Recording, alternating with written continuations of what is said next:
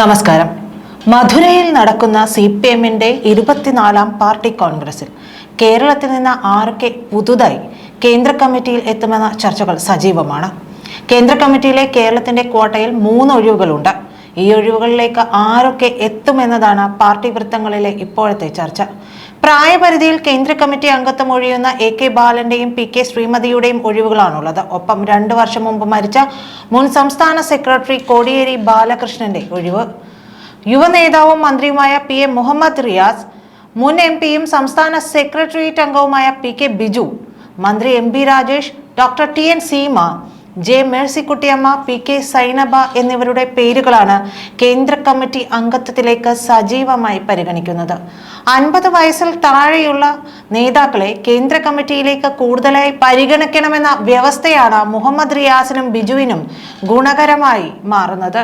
ന്യൂനപക്ഷ വിഭാഗത്തിൽ നിന്നുകൂടിയുള്ള നേതാവ് കൂടിയായ മുഹമ്മദ് റിയാസിന്റെ പേര് കണ്ണൂരിൽ നടന്ന 23ാം പാർട്ടി കോൺഗ്രസിൽ തന്നെ കേന്ദ്ര കമ്മിറ്റിയിലേക്ക് പരിഗണിച്ചിരുന്നതാണ്.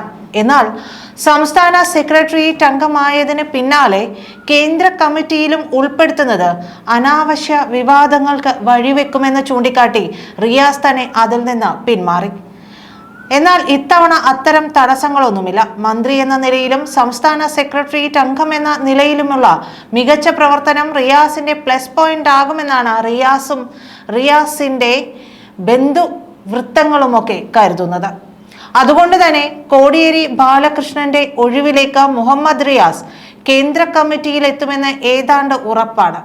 LDF കൺവീനറും CITU സംസ്ഥാന പ്രസിഡന്റുമായ TP രാമകൃഷ്ണനെ കേന്ദ്ര കമ്മിറ്റിയിലേക്ക് പരിഗണിക്കണമെന്ന ആവശ്യം ഉയർന്നാൽ മാത്രമാണ് റിയാസിന്റെ കടന്നുവരവിന് തടസ്സമുണ്ടാകാൻ സാധ്യതയുള്ളത്. ജൂണിൽ 75 വയസ്സ് പിന്നിടുന്ന TP രാമകൃഷ്ണനെ ഇനി കേന്ദ്ര കമ്മിറ്റിയിലേക്ക് പരിഗണിക്കാൻ സാധ്യത കുറവാണെന്ന് പറയുന്നവരുമുണ്ട്.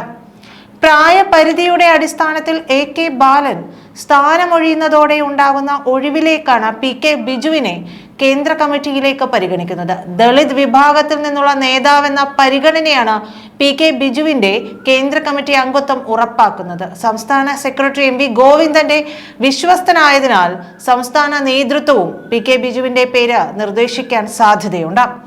പട്ടികജാതി ക്ഷേമ സമിതി നേതാവും മുൻ രാജ്യസഭാംഗവുമായ K സോമപ്രസാദിന്റെ പേരും AK ബാലന്റെ ഒഴിവിലേക്ക് പരിഗണിക്കപ്പെടാൻ സാധ്യതയുണ്ട്. എന്നാൽ യുവ നേതാവെന്ന പരിഗണനയിൽ PK ബിജുവിന് തന്നെയാകും മുൻഗണന. സംസ്ഥാന സെക്രട്ടേറിയറ്റിലേക്ക് പരിഗണിക്കപ്പെട്ട ശേഷം അവസാന നിമിഷം തഴയപ്പെട്ട മന്ത്രി MB രാജേഷും കേന്ദ്ര കമ്മിറ്റിയിൽ ഉൾപ്പെടുത്താൻ എല്ലാ സാധ്യതയുമുണ്ട്. സംസ്ഥാനത്ത് P രാജീവിനൊപ്പം നിൽക്കുന്ന നേതാവ് എന്നതാണ് രാജേഷിനെ സെക്രട്ടേറിയറ്റിൽ ഉൾപ്പെടുത്താതെ പോയതിന്റെ കാരണമെന്നതാണ് പുറത്തുവന്ന വിവരം. പ്രതിഭാശാലിയായ യുവ നേതാവെന്ന നിലയിൽ കേന്ദ്ര കമ്മിറ്റിയിലെങ്കിലും ഉൾപ്പെടുത്തി നീതി പുലർത്തണമെന്ന ആവശ്യവുമുണ്ട്. ക്രൈസ്തവ പ്രാതിനിധ്യം കണക്കിലെടുത്ത് മന്ത്രി സജി ചെറിയാനെയും കേന്ദ്ര കമ്മിറ്റിയിലേക്ക് പരിഗണിക്കപ്പെടുമെന്ന് പറയുന്നവരുണ്ട്. ജനാധിപത്യ മഹിളാ അസോസിയേഷൻ അഖിലേന്ത്യാ അധ്യക്ഷയും മുതിർന്ന നേതാവുമായ PK ശ്രീമതിയും 75 വയസ്സ് പിന്നിട്ടതിനാൽ ഇത്തവണ കേന്ദ്ര കമ്മിറ്റിയിൽ നിന്ന് ഒഴിയുകയാണ്. ശ്രീമതിയുടെ പകരക്കാരിയായി സംസ്ഥാനത്ത് നിന്ന് ഏത് വനിതാ നേതാവിനെ കേന്ദ്ര കമ്മിറ്റിയിൽ ഉൾപ്പെടുത്തണമെന്നതാണ് ദേശീയ നേതൃത്വത്തെ കുഴക്കുന്ന വിഷയം. പാർട്ടി സംസ്ഥാന നേതൃത്വത്തിൽ PK ശ്രീമതിയേക്കാൾ സീനിയോറിറ്റിയുള്ള J മേഴ്സിക്കുട്ടിയമ്മ അടക്കമുള്ള ഒരുപിടി നേതാക്കൾ കേന്ദ്ര കമ്മിറ്റിയിലേക്ക് പരിഗണിക്കപ്പെടാൻ അർഹതയുള്ളവരായുണ്ട്.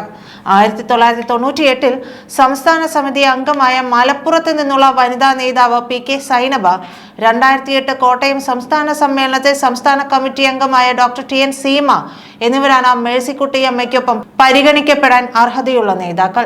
മഹിളാ രംഗത്ത് പ്രവർത്തിക്കുന്ന നേതാവെന്ന നിലയിൽ TN സീമയ്ക്കാണ് കേന്ദ്ര കമ്മിറ്റിയിലേക്ക് സാധ്യത കൽപ്പിക്കപ്പെടുന്നത്.